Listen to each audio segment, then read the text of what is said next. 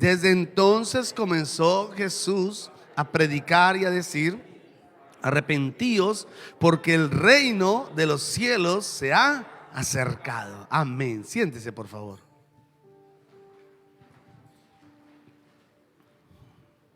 El tema de esta mañana es códigos de reino. Así se llama el tema. Códigos de reino. Los códigos son un conjunto de normas y reglas. Y todo reino tiene reglas, códigos. El reino de los cielos es un tema muy complejo. Hablar del reino de los cielos, tendríamos que quedarnos mucho tiempo estudiando ese tema, porque es amplio, maravilloso, extenso. Y es muy complejo. Y ahí encontramos en el reino unas reglas que aparecen precisamente en las Escrituras, en la palabra de Dios. Hablamos esta semana sobre la cosmovisión de la iglesia, de la Biblia. Cosmovisión de la Biblia. Y decíamos que la cosmovisión es la forma de ver al mundo, de interpretar al mundo. Por eso las personas visten, comen, también terminan creyendo de acuerdo a su interpretación, cómo ven al mundo. Y hablábamos que el mundo tiene una regla, es un sistema. Y ese sistema nunca va a cambiar. Ese sistema cada vez va de mal en peor. La Biblia lo dice. ¿Por qué? Porque ese sistema está controlado por el príncipe de la potestad de los aires, por Satanás, dice la Biblia. El príncipe de este mundo, así dice la Biblia. Pero nosotros, los hijos de Dios, debemos de empezar a regirnos por la palabra de Dios. Debemos de empezar a ir más a la palabra, a estudiar más y escudriñar más la palabra para encontrar qué es lo que dice Dios acerca de nosotros y del final de los tiempos. Para que no tome por sorpresa a muchas personas, porque créame que la Biblia lo dice así, que muchos serán tomados por sorpresa cuando venga lo que se viene, que es terrible. Entonces necesitamos entender esos códigos. ¿Para qué? Para poder nosotros andar en este mundo en libertad, no esclavizados al sistema, sino para andar en este mundo en victoria, para no dejarnos afectar por lo que vamos a ver o lo que estamos viendo ahora, sino que como hijos de Dios tenemos claro y sabemos para dónde vamos. Entonces, como muchas personas ignoran los códigos o las reglas del reino, entonces siguen viviendo esclavos al pecado, esclavos al sistema y esclavos en sus concupiscencias, como dice la palabra. Como les decía, los códigos del reino desatan en nuestra vida paz, sanidad, libertad, restauración. Eso es lo que desatan en nosotros. Jesús dijo, desde ese momento comenzó a predicar: el reino de los cielos se ha acercado. Y el reino trajo una transformación tangible. Era real lo que se vivía y lo que se veía en el momento. Porque dice la Biblia que después de eso habían paralíticos que eran sanos, ciegos que veían, los muertos resucitaban. O sea, era evidente que un reino se había establecido. Amados, cuando el reino de Dios se establece en nuestros hogares, algo tiene que pasar. Cuando yo digo Dios está conmigo, ahorita que estamos cantando Dios conmigo estás, ¿ah? Cuando cantábamos apasionados, Dios conmigo está, ok, muéstremelo, déjeme verlo, quiero verlo. Que no se convierta en una canción o un tema o algo emocional donde yo digo Dios está conmigo. Muy bien, pero ¿cómo está a su alrededor? ¿Cómo está su vida? Porque es que evidente, diga conmigo evidente. Si no pasa o si no ha pasado, es porque entonces el reino no se ha establecido en su vida. Le voy a enseñar una regla. En esta mañana tal vez alcance solo con una. una regla, un código, se lo voy a dar. Y dice en Mateo 4:17, para que su vida tenga una transformación.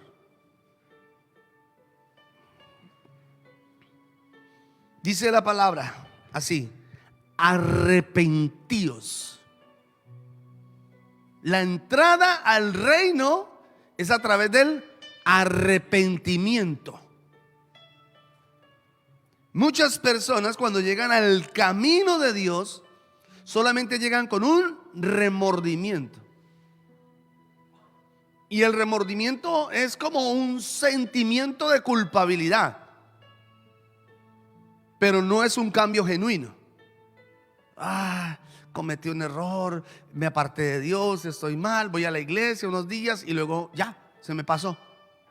Porque fue un ¿qué? Remordimiento. Y el remordimiento pasa como cuando el esposo golpea a la esposa y se siente mal y dice: uy, ¿yo por qué la golpeé? Ay, cometí un error. Pero al otro día vuelve y pasa lo mismo. Eso es un remordimiento. Pero aquí el Señor no dice: sientan remordimiento sientan el remordimiento para que el reino de los cielos llegue sobre ustedes. No, Él no dice eso, sino Él dice arrepentidos. Y ese término arrepentidos viene del griego metanoia. Así es, metanoia del griego. Y significa cambio de pensamiento, cambio de mentalidad. Eso quiere decir que el primer código es para entrar a ese reino y ver lo sobrenatural de Dios es a través de un metanoia, de un ¿qué? Cambio de mentalidad. Ahí empieza a ocurrir un despertar espiritual en su vida. Por eso uno ve personas adorando a Dios, buscando al Señor, consagradas, metidas con Dios, y usted parece que le incomodara, o le incomoda a su familia. ¿Por qué va tanto a la iglesia? ¿Qué hace metida tanto en la iglesia? Es porque ya tiene un despertar, o él tiene un despertar espiritual. Algo pasó en su vida que en usted todavía no ha pasado. ¿Cuántos me están entendiendo? Es una transformación profunda, diga conmigo, profunda, en el corazón. Eso es lo que es, una transformación profunda. Muy dentro de usted ocurrió algo a través del arrepentimiento. Dios logró entrar ahora sí en lo profundo de su ser. El reino no puede ser establecido en personas con mentalidad vieja. Y hace 8 días hablábamos precisamente sobre la vieja naturaleza y sobre la nueva naturaleza. Entonces quiere decir que los que quieren seguir todavía en la vieja naturaleza nunca conocerán del reino de Dios. No se les va a revelar el reino de Dios, porque primero toca dejar la vieja naturaleza, ¿no? Hay que dejarla, quitarla, arrancarla. Jesús enseña a través de esta palabra que cuando Él llega a una vida o a un corazón, Él lo transforma todo. Él lo transforma todo. Su casa, su familia, sus hijos empiezan a ser transformados.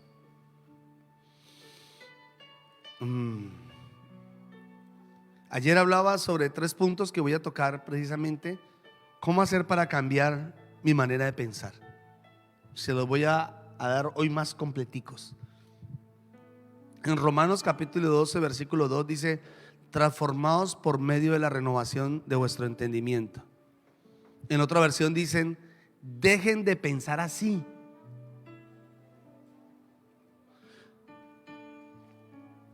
Porque lo primero, para poder cambiar mi manera de pensar, para que el reino de Dios se establezca en mi vida, ese código se revele a mi vida, es que tengo que dejar. Diga conmigo, dejar. Dejar de pensar así. Deje de pensar así. Porque estamos pensando todo el tiempo en lo que me hace daño, en lo que me lastima, en lo que no me sirve, en lo que me estorba. Por eso también dice segunda de los Corintios 5:17, dice: de modo que si alguno está en Cristo, nueva criatura es, las cosas viejas pasaron, y aquí todas son hechas nuevas. Entonces el Señor nos está diciendo es: dejen de pensar así, dejen de estar pensando así, porque eso ya pasó. Muchos todavía siguen abrazando el pasado, malos recuerdos, malas experiencias, el dolor que le causó algún familiar, la tristeza, la decepción. Y el Señor le dice: ya, deje de pensar así. No piense así, porque esa vida te va a estancar. Los judíos, cuando el Señor llegó a predicar el reino y a hablarle a la gente de una transformación, de un cambio, ellos no querían aceptar la verdad de Dios. Ellos no querían tener un cambio. Ellos estaban con su mentalidad vieja, pasada y obsoleta, viviendo religiosamente. Así hay muchas personas en el mundo que creen conocer a Dios, pero no lo conocen, no tienen ni idea de quién es Dios. Hace poco tuve una experiencia muy linda y fui a visitar a una persona a la UCI. Y antes de esa visita me senté a hablar con la mamá de aquella joven, una mujer que empezó a hablar.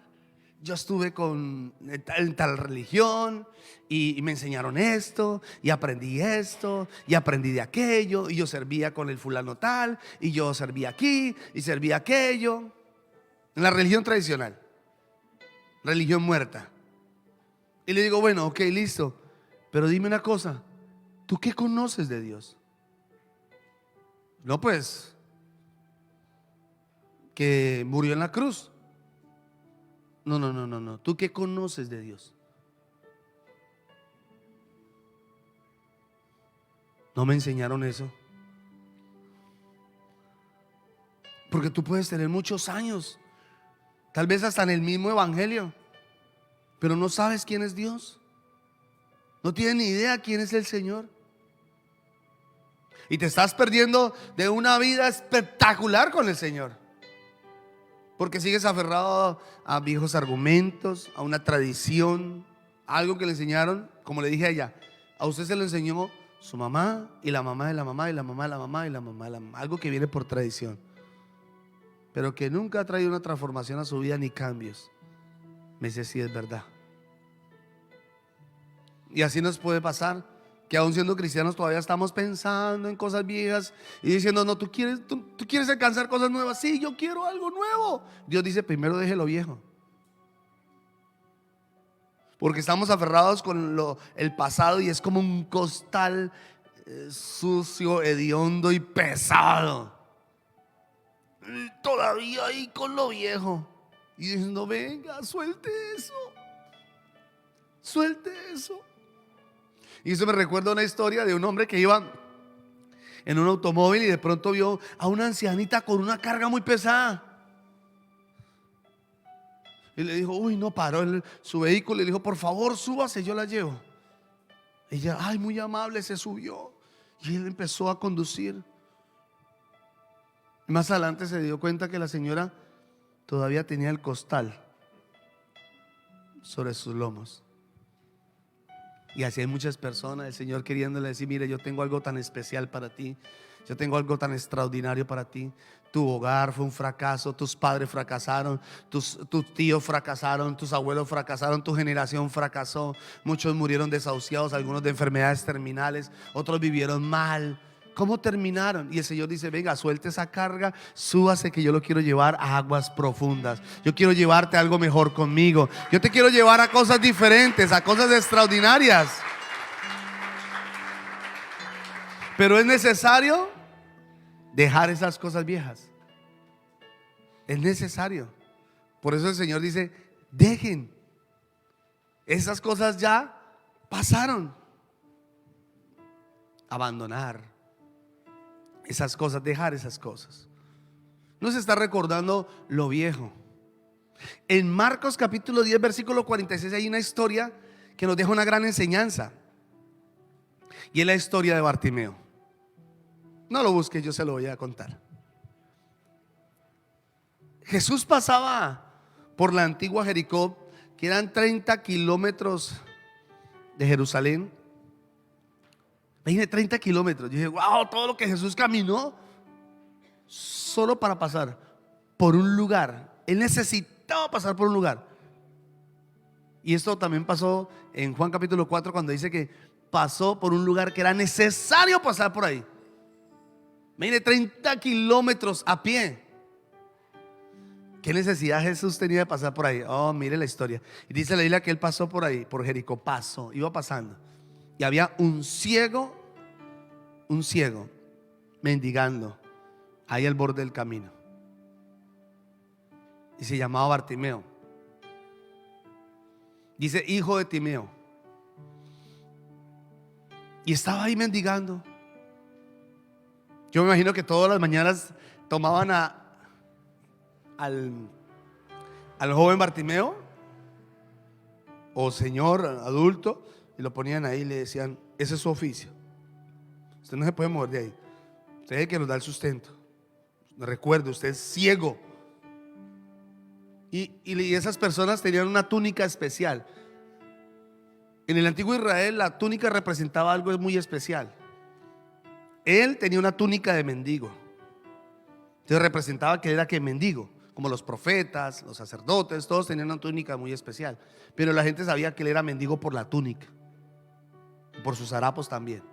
Entonces, tal vez ya él en su mente, su familia, sus amigos le decían: ah, pobrecito Bartimeo, esa es la vida que usted merece. Usted va a morir así. ¿Usted cuánto le han dicho así? Le han dicho a sus familiares eso. Usted ya no cambia, usted ya se queda así. Y de pronto él ahí mendigando. No dice la Biblia si había más, posiblemente si había más, estaban al borde del camino, entonces de pronto si había más. Pero se centra el pasaje en él. Y eso es lo que me emociona, es por qué se centró Jesús en él. Y por qué camina 30 kilómetros. ¿Qué le afanaba a Jesús pasar por ahí? Y es que Jesús quería tener un encuentro con él. Jesús quería enseñarle algo a él. Y dice la Biblia que Jesús iba pasando y empezó a escuchar el alboroto. ¿Qué pasó? ¿Qué pasó? ¿Por qué tanto ruido? ¿Por qué la gente grita? Alguien también le tuvo que gritar: es Jesús, el Hijo de Dios. Jesús, Jesús. Y entonces, ¿qué hace Bartimeo? En su condición crítica, como ciego, con su túnica, sus harapos, dice la Biblia que arrojó su capa. Lo primero que hace es arrojar su capa. Dejó la capa. Y hay muchos que todavía físicamente visten bien y pueden estar bien aparentemente frente a muchas personas, pero todavía tienen una túnica en su interior. Una túnica de dolor, de tristeza. Una túnica, qué sé yo, una maldición. Y dice la Biblia que el hombre arrojó su capa. Fue lo primero que hizo. Él no corrió y dijo: no, pero la capa, porque por si me falla la fe, por si no pasa nada, pues yo sigo pidiendo. No, él no hizo eso. Arrojó la capa. No me importa, no me interesa, yo quiero algo nuevo. Él no sabía de Jesús, teológicamente no conocía a Jesús. ¿Quién era Jesús? Solo sabía que Jesús podía cambiar su vida. Era suficiente. ¿Me estoy haciendo entender?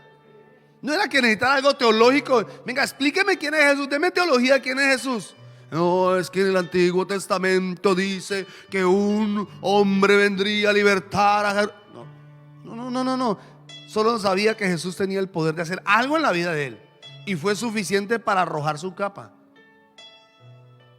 ¿Y qué hizo? La arrojó y empezó: Jesús, Hijo de David, ten misericordia de mí.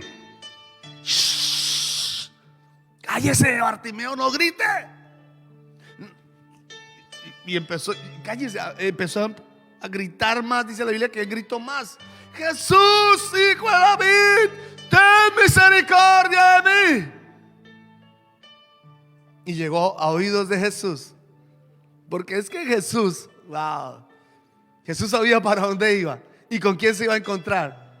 Pero él quería que Bartimeo tomara la decisión de arrojar su capa. Si él no arroja su capa y grita a Jesús, Jesús no se detiene. Porque aunque Jesús pase por tu casa y aunque Jesús se quiera revelar a tu vida, eres tú el que tienes que arrojar la capa. Eres tú el que tienes que dejar muchas cosas. Si no lo haces, Jesús no va a parar y te va a decir qué es lo que quieres que haga por ti.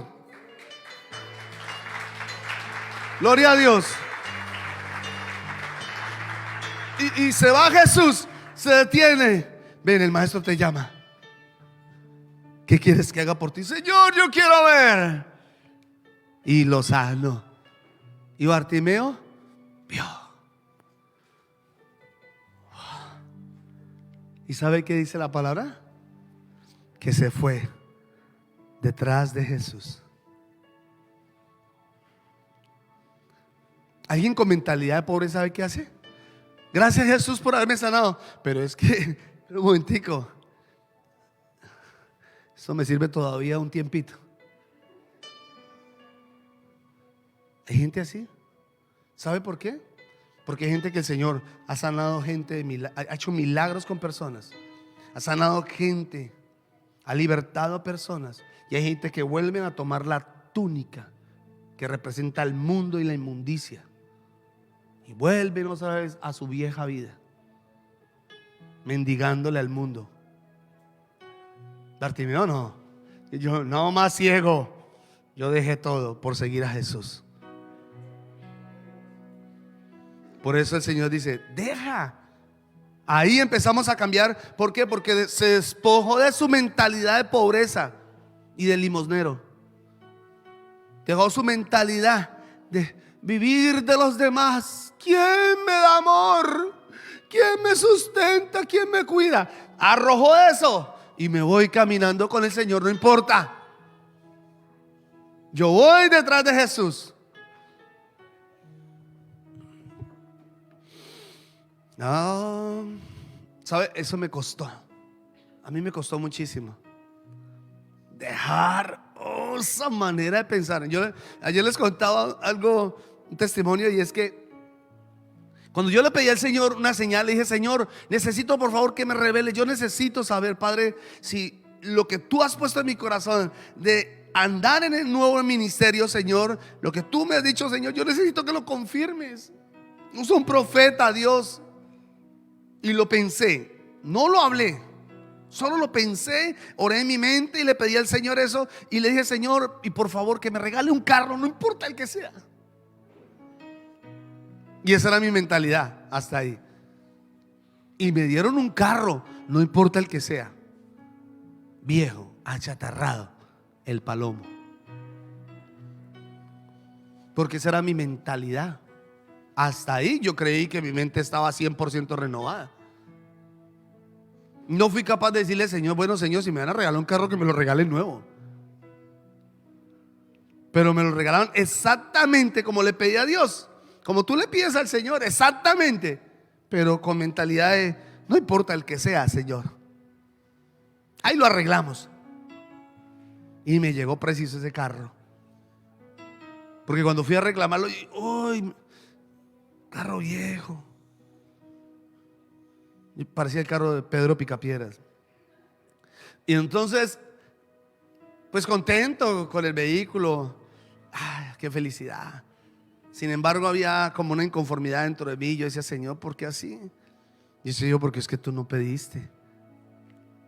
En tu mente todavía estás pidiendo cosas viejas, porque así te lo enseñaron. Y la perjudicada fue mi esposa, porque le tocaba empujar el carro. Porque a mi esposa era la que siempre yo iba en el vehículo y yo no me bajaba. Yo le decía, amor, empuje, se paró. Ay, amor, siempre me toca empujar a mí. Entonces cogió un músculo aquí fuerte mi esposa. Y nos hemos reído esto muchas veces. Muchas veces. Porque siempre pasaba, siempre se paraba ese carro y tocaba empujarlo. Entonces cuando yo le decía a algún hermano, hermano, ¿me acompaña a hacer una visita? Ay, pastor, usted lo que está buscando es que le empujen el carro. Y pocos se querían apuntar a salir con el pastor.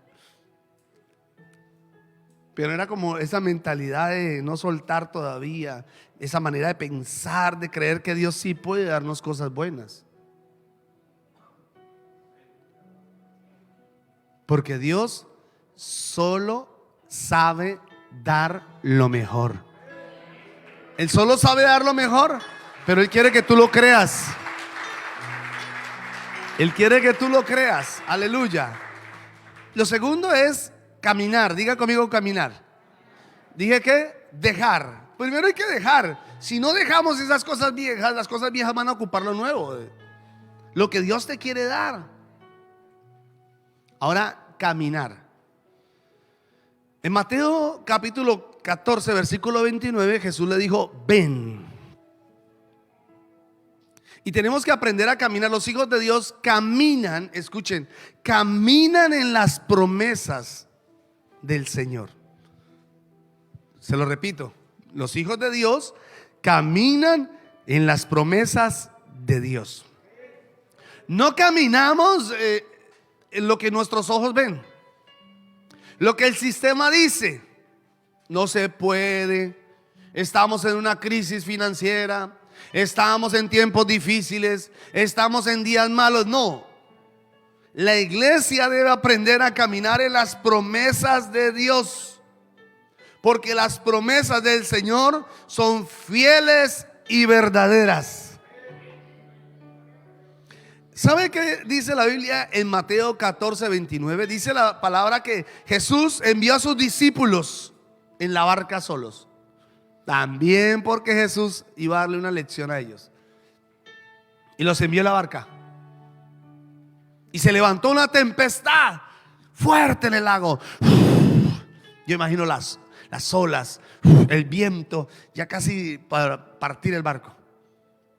Y Jesús se vino caminando sobre las aguas. Así. Caminando sobre las aguas. Y los discípulos al verlo se asustaron. ¡Ay, un fantasma! ¡Un fantasma! Y el Señor tiene que hablarles y decirle: ¡hey, muchachos, no teman! Soy yo. Pedro, el más osado, sí, Pedro cortó oreja, Pedro era temperamental, Pedro era terrible, Pedro, no.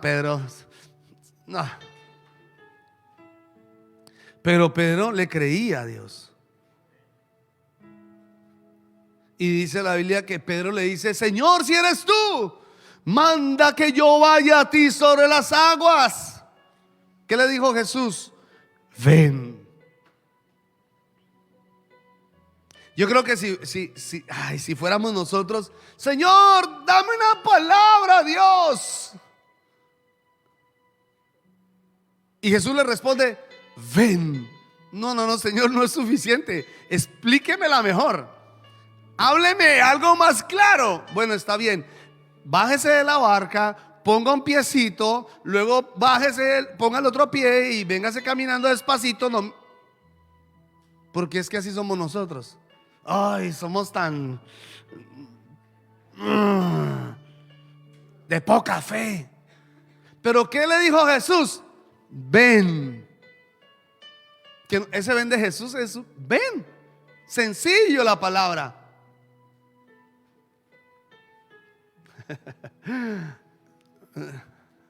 El Señor va a restaurar su hogar. ¿Cómo?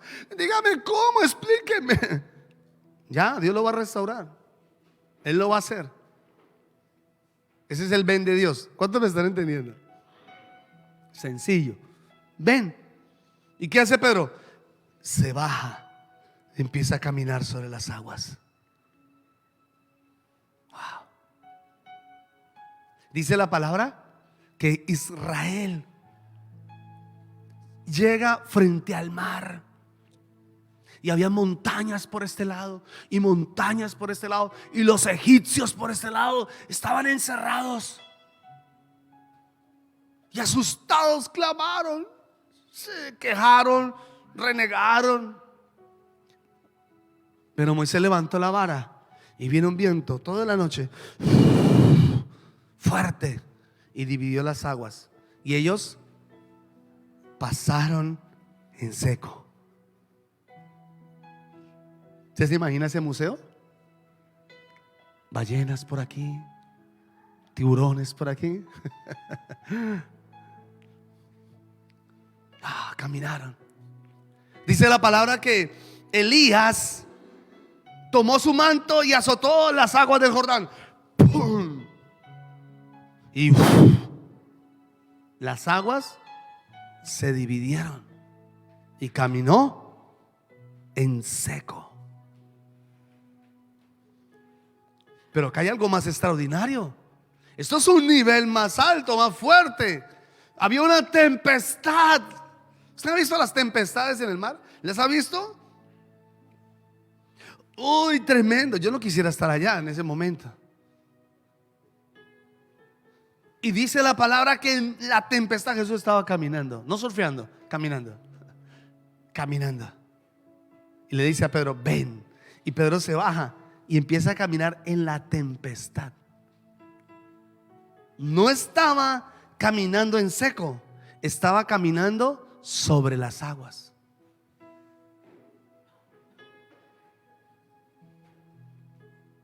Las promesas de Dios te hacen caminar en lo sobrenatural de Dios. Tú empiezas a caminar de forma diferente. Eso no es igual, es algo sobrenatural, porque las promesas hacen que lo inestable se vuelva estable. Las promesas de Dios traen transformación y cambio a su entorno. Cuando esas cosas que usted ha luchado por muchos años y no, pero es que no he podido ver cambios, no he podido ver nada diferente. Necesitas una promesa de Dios, y si ya la tienes, créale. Si ya la tienes, solo créale al Señor para cuando vengan esas tempestades, tú solamente camines firme sin dejar de ver a Jesús. Porque el requisito es ese: si vas a caminar en las promesas del Señor, no puedes quitar la mirada de Jesús. Porque dice la palabra que cuando Pedro empezó a caminar y vio el fuerte viento y las olas, se comenzó a hundir.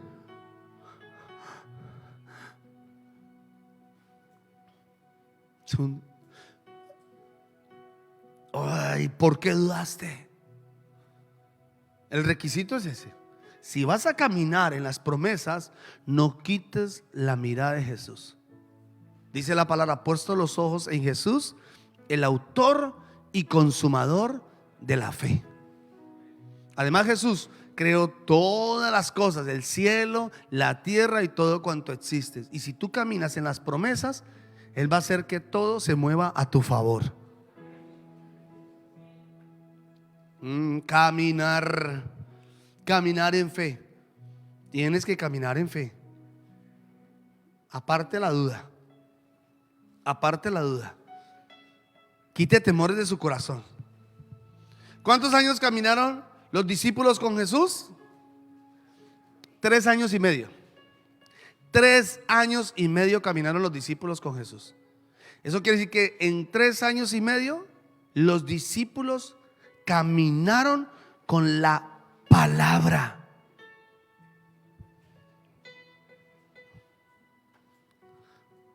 No. ¿Ustedes sí me entendieron? 3 años y medio los discípulos caminaron con la palabra. Y por la palabra fueron creados los cielos y la tierra y todo cuanto existe. ¿Cuántos años llevas caminando con Jesús? Yo llevo 20 años y en 20 años he caminado con la palabra. Y en 20 años he visto la gloria de Dios en todas las áreas de mi vida, porque le he creído al Señor. He quitado la duda, el temor, y muchas cosas de mi corazón las he tenido que quitar para seguir caminando con la palabra. Jesús es la palabra. Oh, santo. Ahí empieza uno a cambiar de manera de pensar. Ya no Pensamos con nuestra vieja naturaleza, con nuestros viejos argumentos. No, ahora caminamos confiados en las promesas del Señor. ¿Escuchó?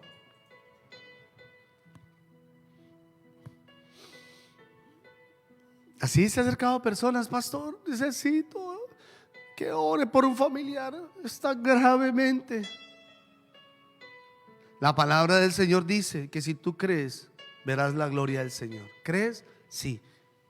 Vaya. Y el familiar sano. Tenemos que aprender a caminar más en la palabra.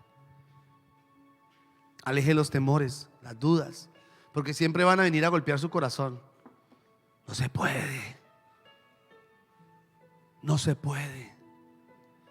Cuando venga un no se puede, tome esta promesa que dice: todo lo puedo en Cristo, porque Él me fortalece. Aleluya. Gracias, Jesús. Y termino con esto: aprender. Diga conmigo: aprender. Nos cuesta aprender. Nos cuesta aprender, porque somos tan autosuficientes.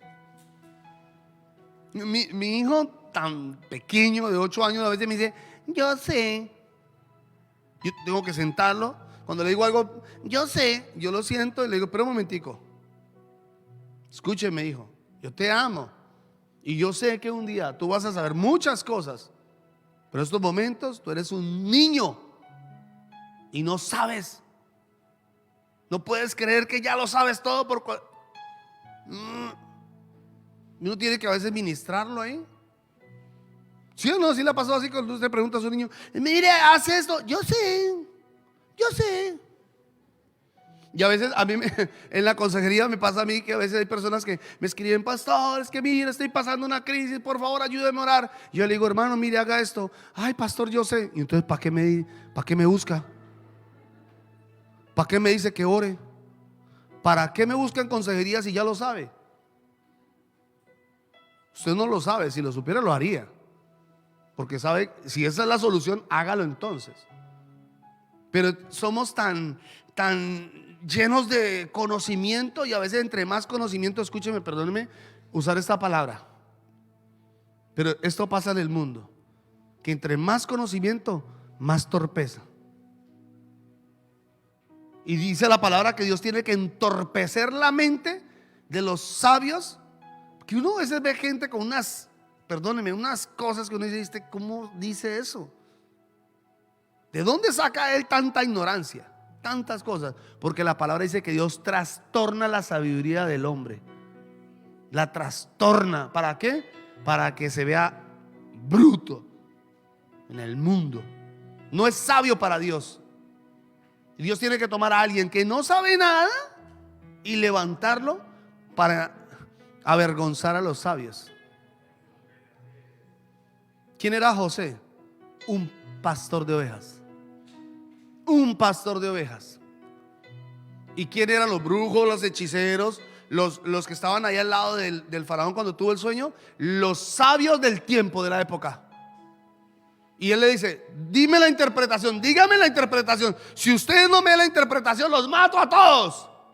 Y nadie sabía nada.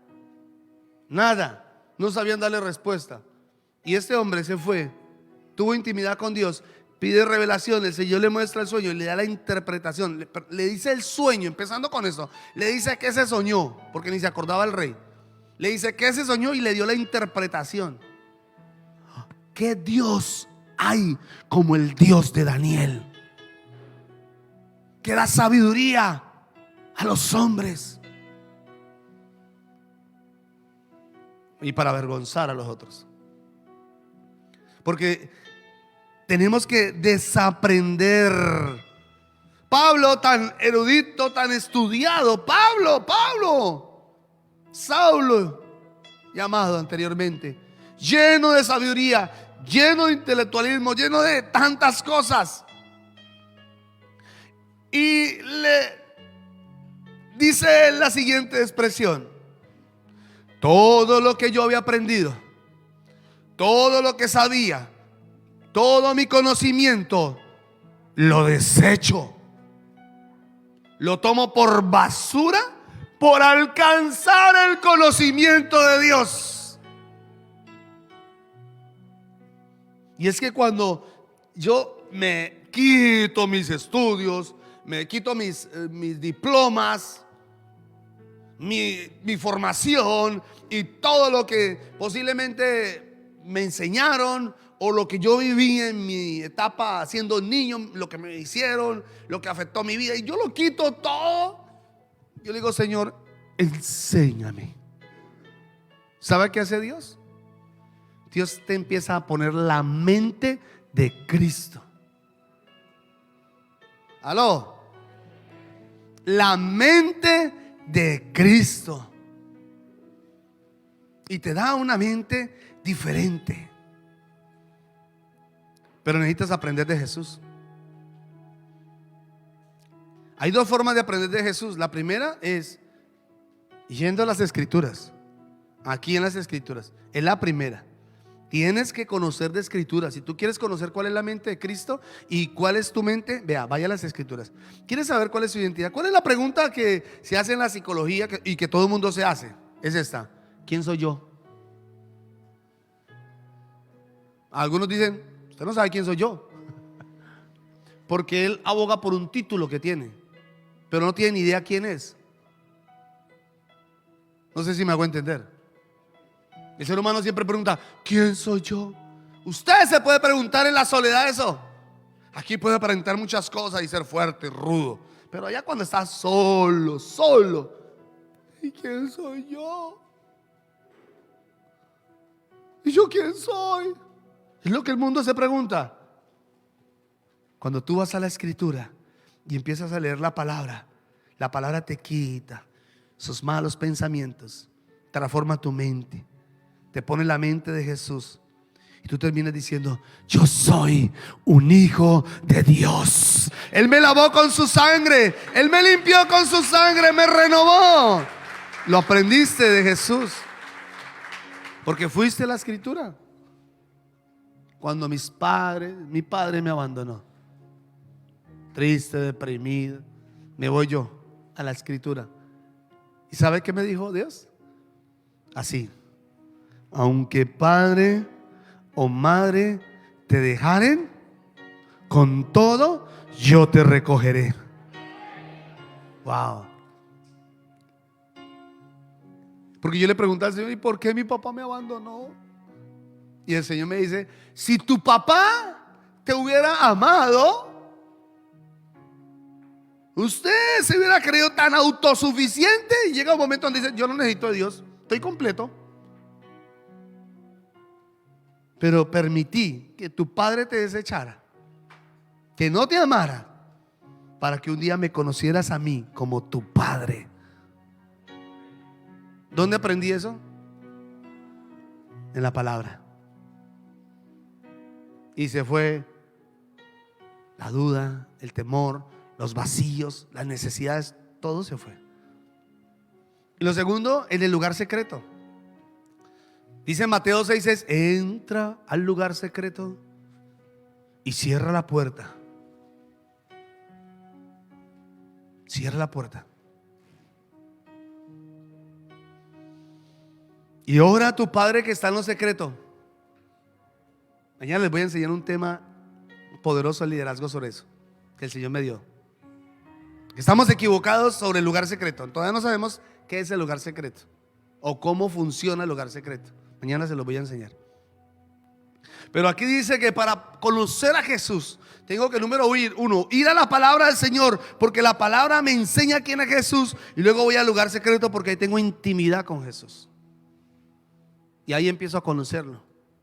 ¿Y a qué? A aprender de Él. ¿Escuchó? Ahí aprendo de Él, porque Él te habla ahí en el lugar secreto. Ahí te dice: hija, hija, hija, hijo, hijo, empieza a andar, que yo voy contigo. Y Dios te empieza a hablar. Así cambiamos de manera de pensar. Sencillo.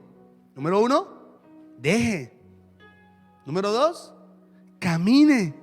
Número 3, aprenda. Aprenda de Jesús. Aleluya. Así hay un cambio de mentalidad, hay una transformación en su vida. Padre, yo te doy gracias en esta mañana por tu palabra. Te agradezco, Señor, por este tiempo especial de tu palabra. Y te pido hoy, Señor, en el nombre de Jesús, que tú seas, Señor, confirmando esta palabra en nuestros corazones. Enséñanos a caminar, enséñanos a pensar, enséñanos a depender. Queremos conocerte cada día más, Señor. Dígale, Señor, cambia mi manera de pensar. Cambia mi manera de pensar, Señor. Ya sé que dejando mi vieja manera de pensar, voy a empezar a quitar de mí todo lo malo, todos los pensamientos negativos, todo lo que ha estado en mi mente, lo voy a quitar en el nombre de Jesús por alcanzar más a Dios. Yo quiero alcanzarlo más y más, en el nombre de Jesús. Pero también, Señor, voy a caminar en cada palabra que tú me das, Señor. Hoy tú me has hablado, hoy me has dado una palabra, una promesa, Señor, de que tú estás conmigo, Señor.